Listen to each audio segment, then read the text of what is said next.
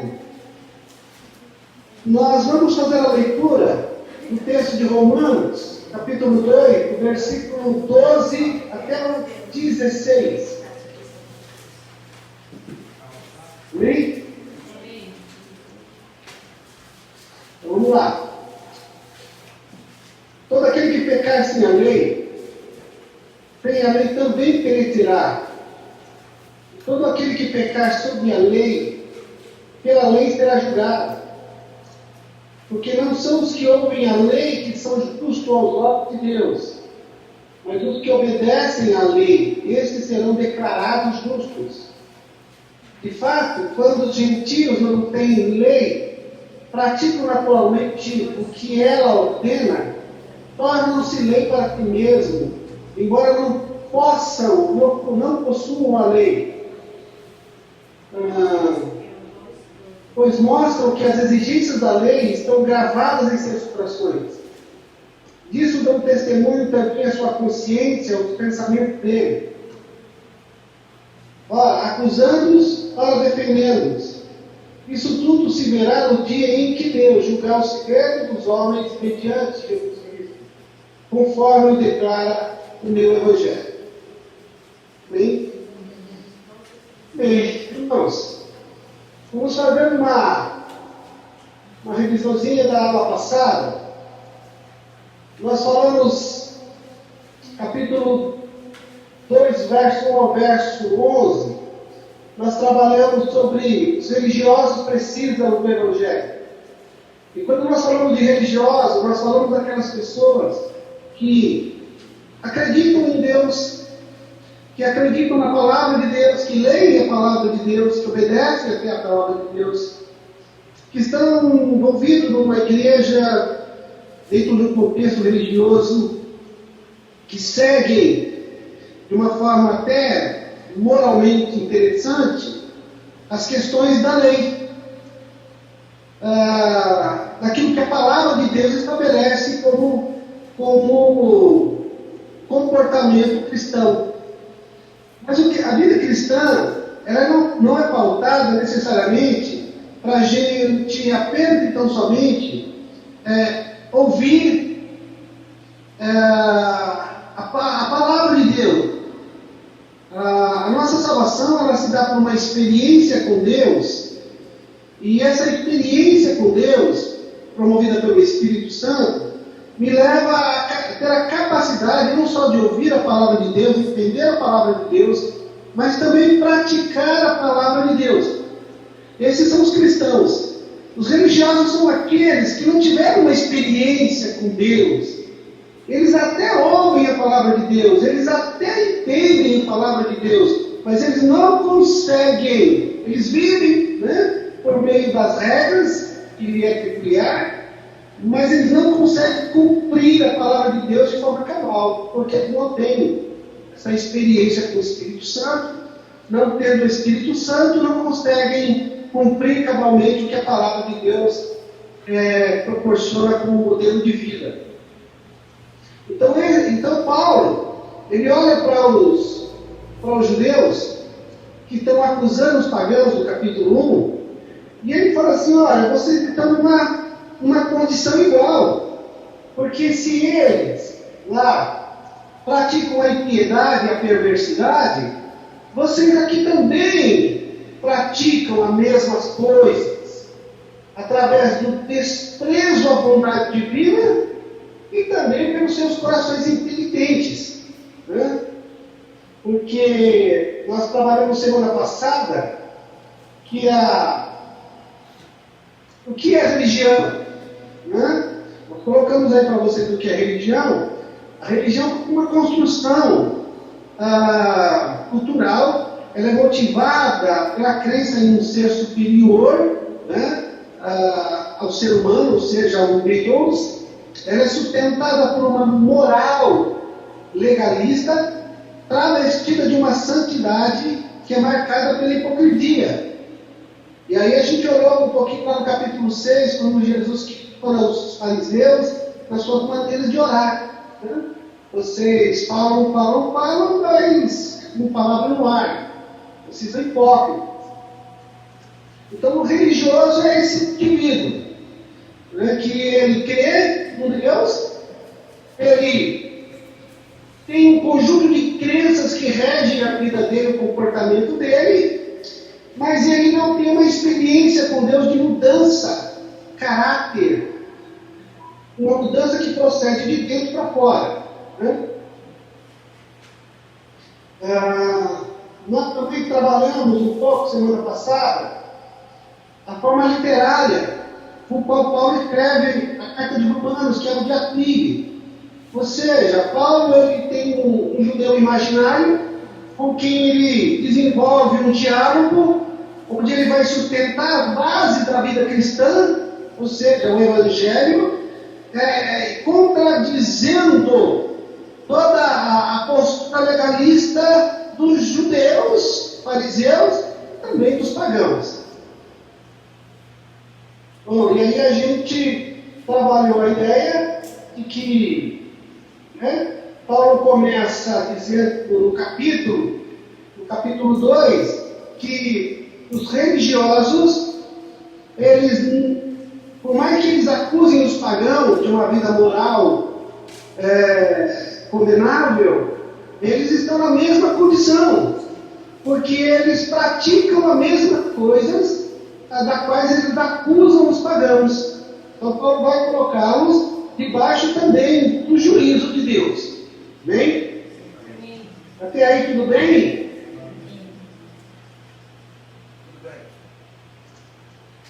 Então deu para vocês entenderem, né? O capítulo 1 é marcado pelos pagãos.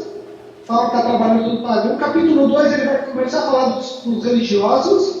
E por mais que os religiosos creem em Deus, Paulo vai dizer para vocês estão iguais aos pagãos. Estão numa mesma condição de condenação, né? Porque vocês praticam a mesma coisa que ele.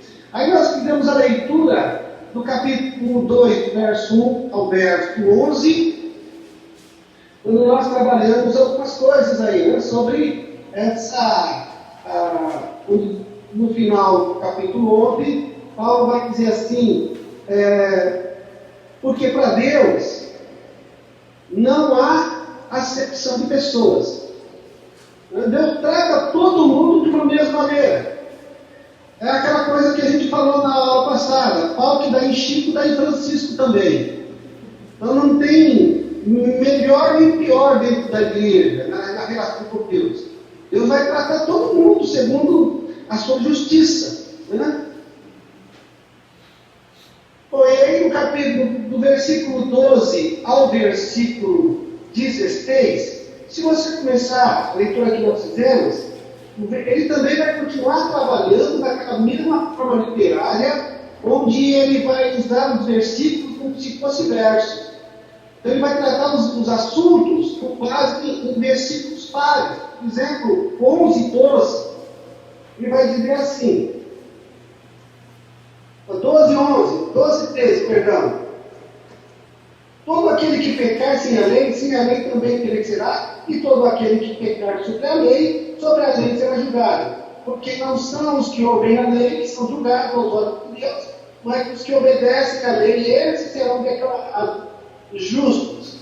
Então Paulo está dizendo uma coisa aqui, olha, aqueles que morreram sem lei, não tinham lei, morreram, pereceram. E aqueles que com lei pecaram, esses também serão julgados, condenados. Para dizer que eles, tanto o judeu, né, que é religioso, como o grego, que é considerado pagão, eles estão numa situação de condenação. E aí é interessante que ele vai dizer para nós, nesse versículo Pares, né, alguma coisa sobre essa questão da lei. Na nossa apostila, Paulo ele entra num tema que é definidor ao caráter religioso, é a lei.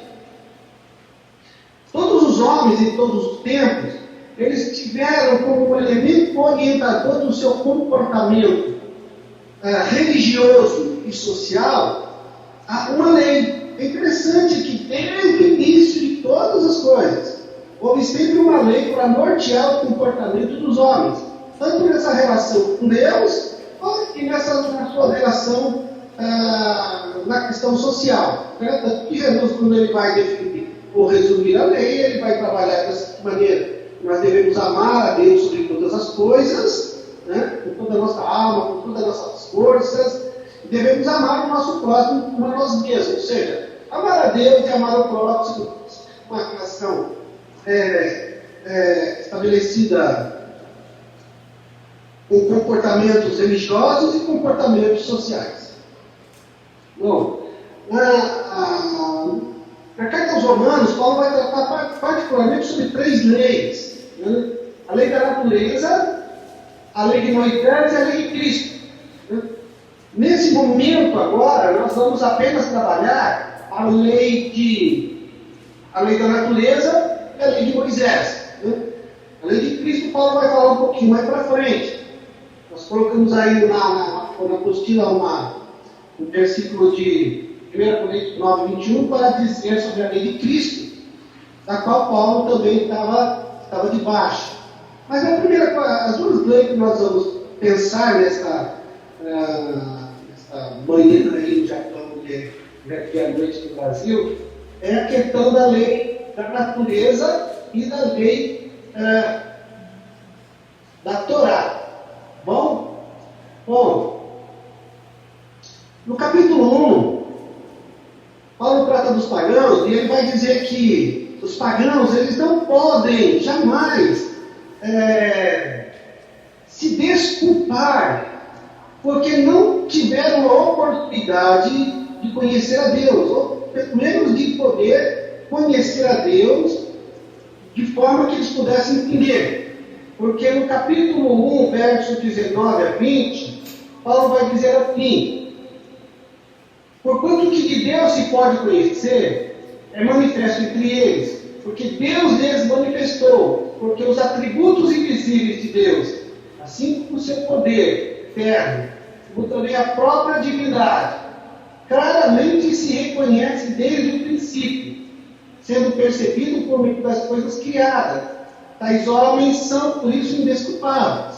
Então veja aí, Paulo ele cita a lei da natureza, o que os teólogos chamariam de graça natural. Essa revelação que Deus se faz dele mesmo através da sua criação. Olha, queridos, quando nós lemos o capítulo 1 de Gênesis, nós vamos perceber um Deus criando todas as coisas. É assim que a palavra de Deus começa. Criou Deus todas as coisas, a partir do nada. E aí ele vai criando, e toda a sua criação, chega no versículo final, ele fala que é muito bom, que toda a criação foi muito bom. Ou seja, uma das coisas que a gente começa a perceber na criação é a questão da perfeição. E perfeição, ele é um atributo dado a um ser pessoal. Não dá para ser colocado no acaso. Né? Nós olhamos para a criação e nós vamos perceber que quando Deus cria com propósito. Né? A lua serve para uma situação, o sol serve para outra, e todos juntos servem para, de alguma forma, promover a vida na terra. Então você percebe que tem propósito a criação de Deus. E quando se cria alguma coisa com propósito, não é criado pelo acaso, é criado por alguém. Um ser pessoal que pensa. Né? Quando nós olhamos para a criação, nós vamos perceber também a questão da estética. Ora, ninguém cria nada, o acaso não cria nada bonito. Quando a palavra de Deus fala que a terra era sem forma e vazia, era uma terra informe, ela não tinha forma nenhuma, ela não tinha beleza nenhuma. Mas quando Deus começa a criar todas as coisas e colocar tudo no seu devido lugar, a terra fica perfeita, ela fica bela. Quando nós olhamos aí os nossos litorais, nós olhamos os lugares paradisíacos que Deus, que a criação nos propõe para admirar, nós vamos ver uma beleza extrema, extraordinária. Isso é produto de alguém que pensa para fazer. Ninguém faz alguma coisa bela, de forma perfeita, sem pensar. Né? Então Então, quando nós olhamos para a criação, nós vemos que nela tem alguém por trás disso. O efeito não pode ser maior que a causa. Entendeu? A causa é maior do que o efeito. E é nesse sentido que nós vamos perceber na criação, a criação revela um Deus que é maior que ela, que é superior a ela, tanto a criação animada como a criação inanimada. Nesse sentido, nós vamos perceber um Deus criador de todas as coisas, que o fez com propósito, que o fez com perfeição, que revelou o seu poder, que fez de forma majestosa e que de alguma forma, querido, fez com um interesse, com um propósito de relacionar-se com. Porque Deus se relaciona com a sua criação. O próprio fato de Deus cuidar e sustentar a sua criação demonstra aí a sua disposição de relacionar-se com ela. Seja por cuidado, seja por sustentá-la. E quando nós olhamos para a vida cristã, nós vamos perceber que Deus cria e salva essa criação toda, tanto animada como inanimada. Bom, então, quando o Paulo está falando aos pagãos, no capítulo 1, ele está dizendo assim que eles são indesculpáveis. Eles jamais vão poder negar a existência de um Deus verdadeiro, poderoso, criador de todas as coisas. É isso que Paulo está dizendo. E quando ele fala assim, olha, o que com leis, o que sem leis morreram, perecerão. O que sem lei, versículo 2. Todo aquele que pecar sem a lei também perecerá. E todo aquele que pecar sem a lei também será julgado. E ele está dizendo, tanto pagão quanto religioso estão numa situação difícil, complicada, debaixo da condenação divina. Vamos para o inferno. Oi? Vamos para o inferno. Vamos para o inferno. É isso aí. Ainda que nesses dias atuais, irmãos, nós vivemos um dia de crise, que até nem no inferno o pessoal está crendo mais.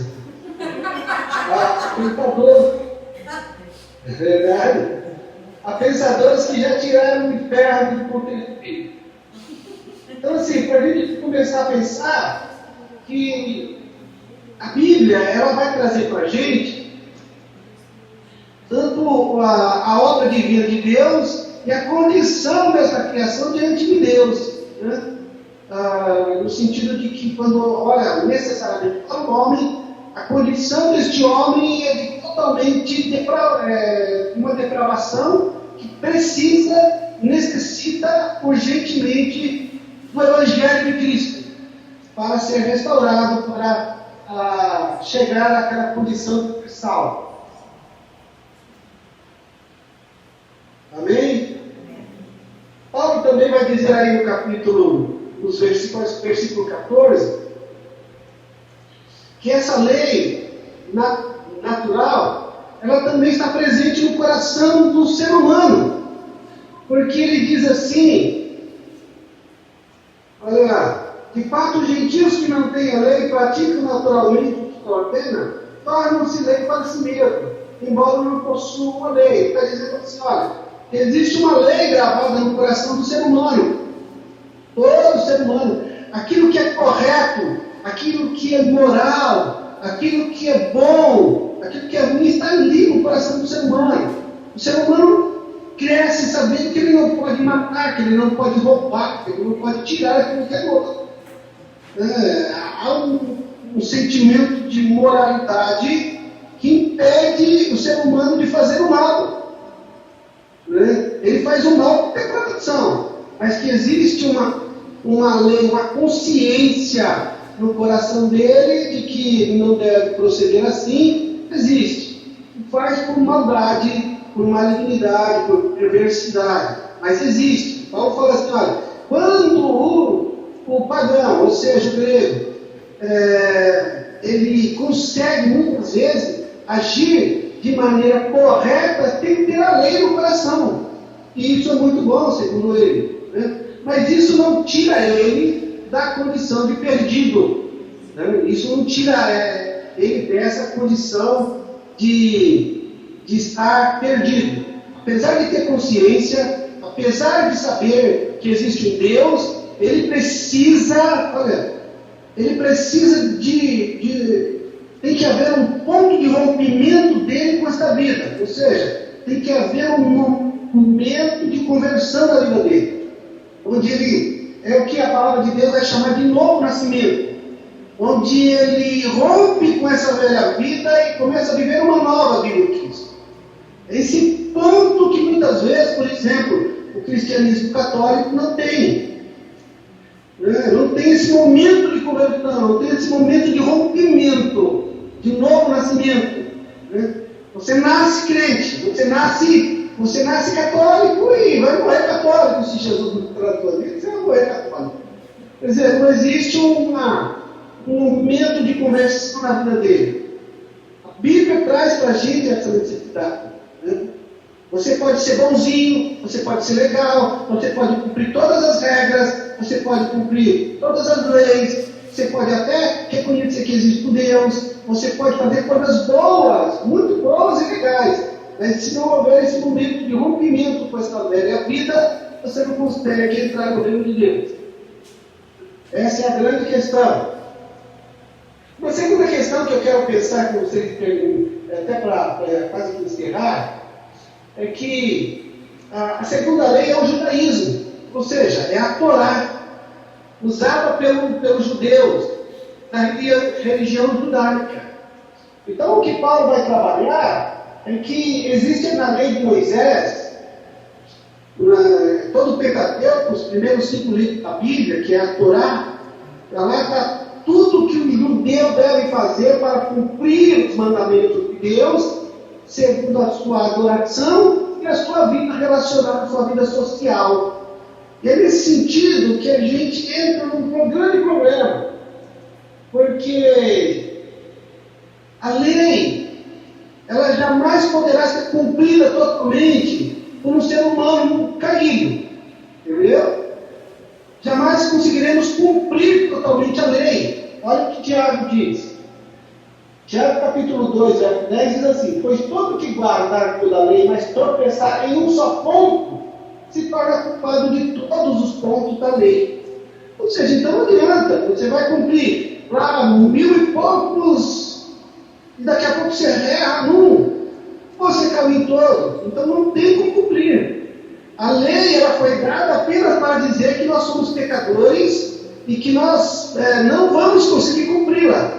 Porque para você cumprir a lei, você precisa do Espírito Santo na sua vida.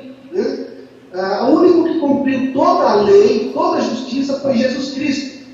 Capítulo 4, verso 15 de Hebreus, diz que Jesus foi tentado em todas as coisas e em nada pecou.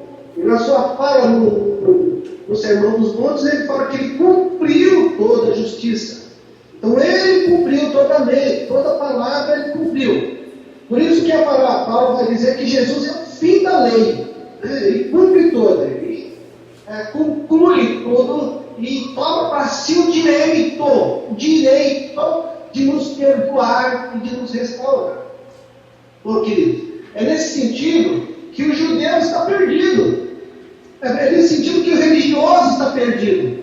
Que ele pode até ler a Bíblia, ele pode até entender a Bíblia, ele pode até estudar a Bíblia, ele pode até crer em Jesus, no Espírito Santo, ele pode até, mas se ele não tiver esse momento de rompimento com a velha vida, a viver a vida de Cristo, esse novo nascimento, ele não vai conseguir cumprir a palavra de Deus, porque ele não tem o Espírito de Deus para que lhe dê força e lhe garanta viver com base na palavra. Por isso que Paulo fala assim: olha, não adianta só ler, tem que cumprir também.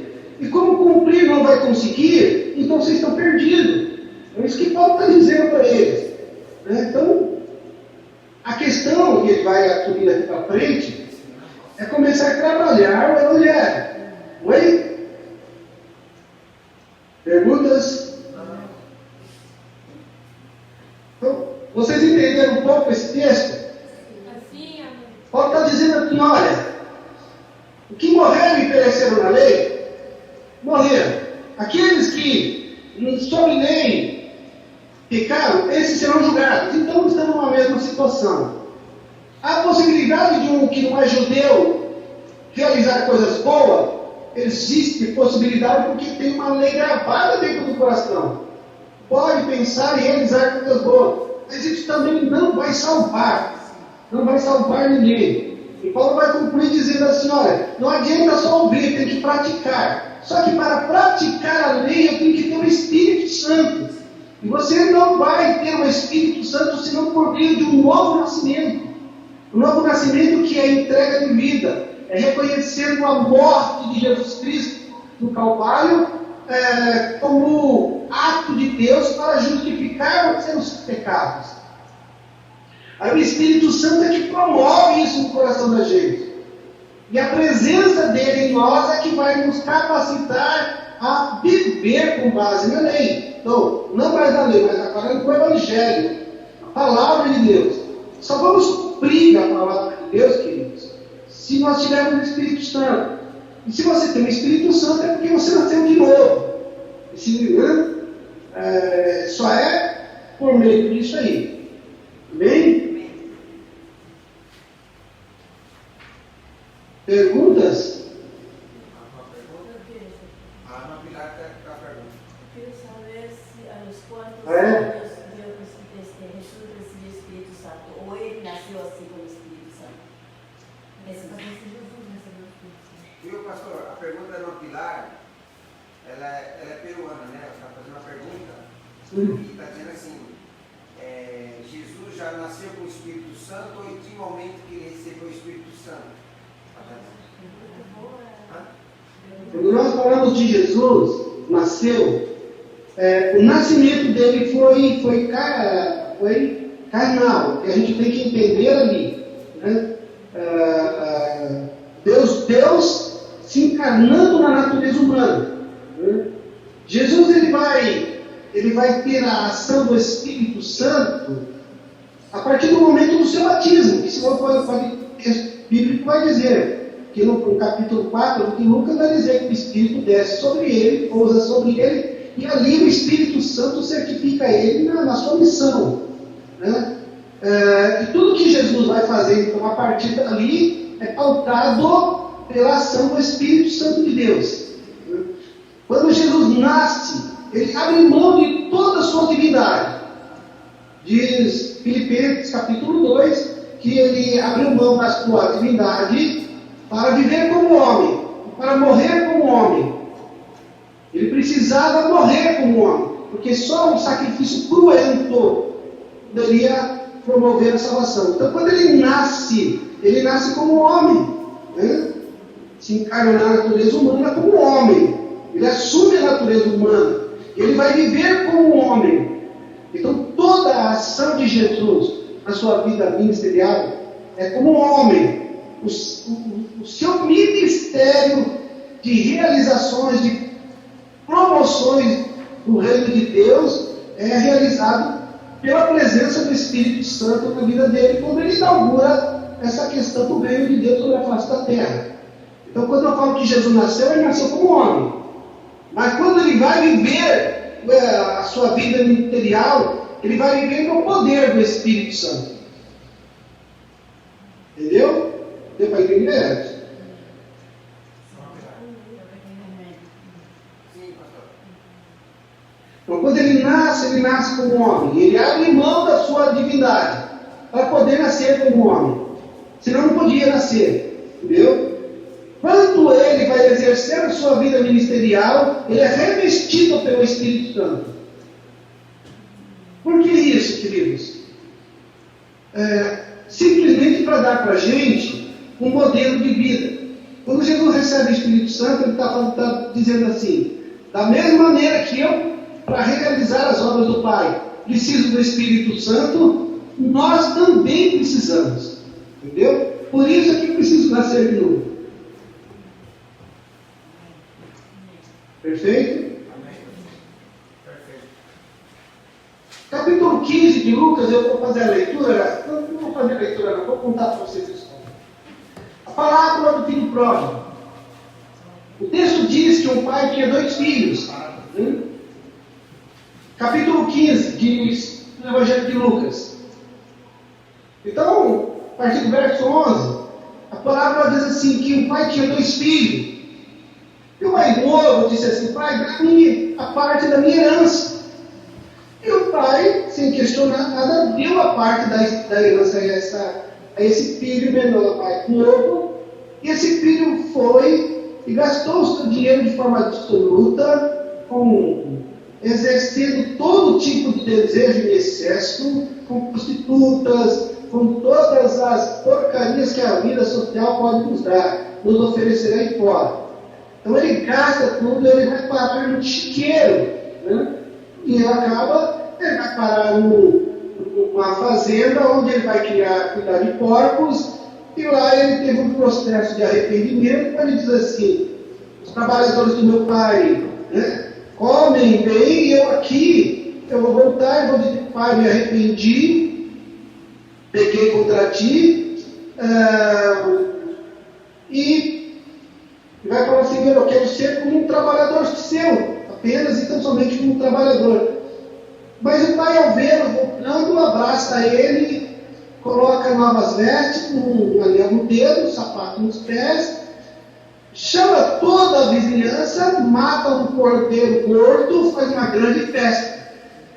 E aí, lá fora aparece o filho mais velho que diz assim, o que está acontecendo aí? E aí o outro diz assim, olha, o serpente diz assim, olha, o teu irmão voltou e teu pai matou um cordeiro gordo para fazer uma grande festa, porque estava perdido para achar. Aí o filho ficou indignado, o pai chama ele para dentro e fala assim, não, eu não vou, porque eu te servi a vida inteira, o senhor, aí vem o senhor nunca me deu nada, vem este teu filho que acabou com a fortuna para eles dele, prostitutas, com repetices, e o Senhor faz uma festa com um cordeiro gordo, e para mim o Senhor não deu nem um cabrito até hoje. E o pai fala, filho, mas que é meu é teu, mas era necessário que fizéssemos essa festa para nos alegrarmos, porque esse que estava perdido e foi achado, estava morto e reviveu. E aí nós temos esses 2 filhos, e Timothy Keller, que é o rapaz que nós estamos nos orientando no estudo, o autor do livro de Romanos, ele usa essa parábola para simbolizar a ideia do pagão e do religioso. Primeiro, o pagão é simbolizado pelo primeiro filho, porque todo pagão ele gasta a vida dele de forma absoluta. Tudo, ele esbanja a vida dele de uma maneira absoluta e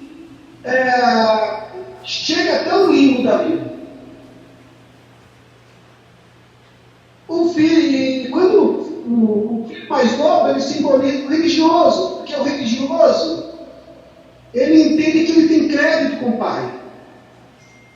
E ele fala, eu fiz tudo, eu obedeci todas as ordens, todas as leis que o Senhor deu, eu obedeci, e o Senhor não fez nada por mim até hoje. O Senhor não me deu nada. Né? E é esse que gastou tudo que o Senhor deu. Então ele tenta auto-justificar diante de Deus, o Pai. Né? Ele busca estabelecer a sua justiça própria. Ele está dizendo, olha, eu sempre fui fiel, o Senhor nunca me deu nada. Isso é religioso, é isso aí. É aquela pessoa que tem autojustiça que diz para Deus, Senhor, eu orei, eu fiz, agora eu quero. E Deus não trabalha desse jeito. Deus não trabalha na base do crédito, é da graça. Não trabalha na base do mérito, é da graça também. Aleluia. Então, querido, essa é a grande questão do Evangelho. Tanto o primeiro filho como o segundo filho, eles estavam numa condição de condenação, os dois. Se o outro não passa por processo de crise existencial e volta para o pai arrependido, provavelmente ele estaria em uma situação difícil. Mas, a primeiro momento, os dois se encontram numa mesma situação, né? Tanto quanto o pagão, tanto quanto o religioso. Tá bom? Pergunta, irmãos. Eu fiz uma pergunta para vocês aí semana passada. Deixei aqui uma pergunta para vocês. Irmãos, o quanto vocês se sentem religiosos? Porque eu não posso dizer que vocês são pagãos. Porque o pagão é aquele que não crê, vocês creem. Mas existe o perigo, querido, de estarmos vivendo uma vida dentro da igreja e estarmos da mesma condenação que os pagãos lá fora. É isso que Paulo quer tratar com a gente. Isso que a palavra de Deus quer colocar para nós. Quer dizer, nós somos cumpridores de regra, cumpridores de cultos, cumpridores de leis, mas é tudo uma relação muito superficial com Deus. Não existe uma conversão genuína, verdadeira, né? Promovida pelo Espírito Santo. Muitos na igreja vivem nesta situação. Né? Então, assim, é um tempo até para vocês refletirem na qualidade de vida cristã que vocês estão vivendo, que nível, se é conversão, ou se vocês apenas são, a gente diz assim aqui no Brasil, que filho de peixe, peixinho é, né? Mas filho de crente, não é crente, né? Necessariamente não. Porque continuam seguindo a mesma tradição dos pais, mas nunca tiveram uma experiência com Deus. Então trabalhe isso com vossos filhos, para que um dia eles tenham uma experiência de rompimento na vida espiritual e tenham um novo nascimento. Tão somente eles deixarão de ser religiosos para se tornar cristãos. Amém? Então, que Deus abençoe os irmãos. Tenham um domingo abençoado. Tenham um almoço daqueles assim espetacular, extraordinário. Né?